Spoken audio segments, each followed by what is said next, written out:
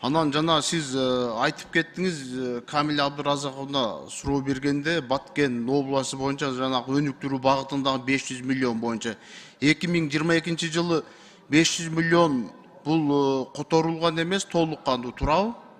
250 миллион берилген, 250 миллион берилген эмес, 500 каралган деп айттым. 250 миллионду освоить эте албай калды, булардыкы нарушение деп айтып атасыз да. Ошол мезгилде күздө берилген.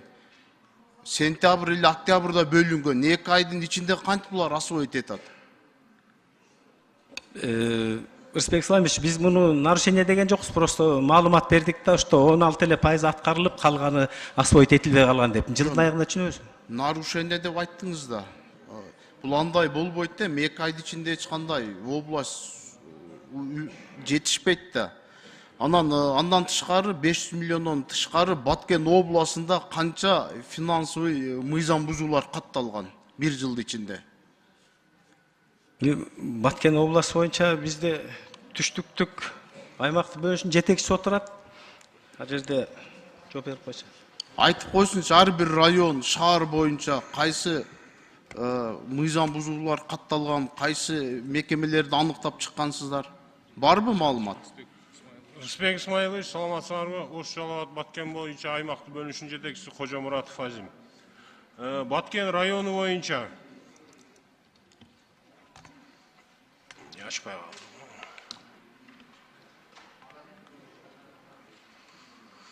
Баткен району боюнча Мен эле жооп берип коеюн, Рысбек Исламович.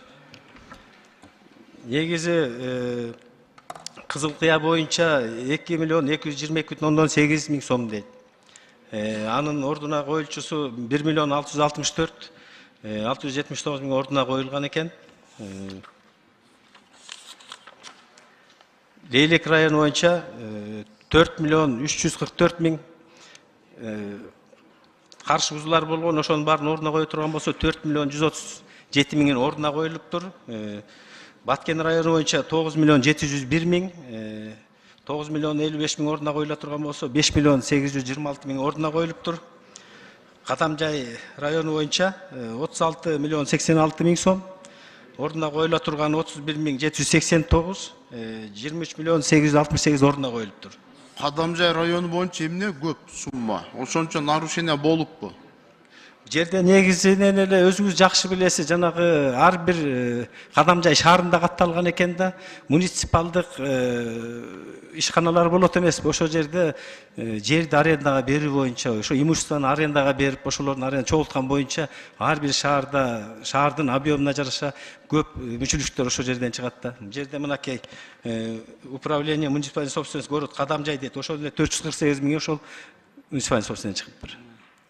Мага Баткен областы боюнча кат жүзүндө да берип койсоңуздар. Макул, сизге маалыматтар.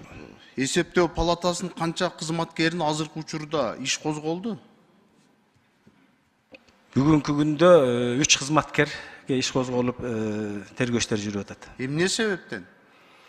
Эми кармалды деген маалымат бар. Биз убактылуу четтеткенбиз. Анан бул териштирүү иштеринен кийин соттун чечиминде айтат болуш керек. Өзүңүздөр билесиздер, жанагыдай кызыкчылыктар менен кармалды, взятка менен. Рахмат.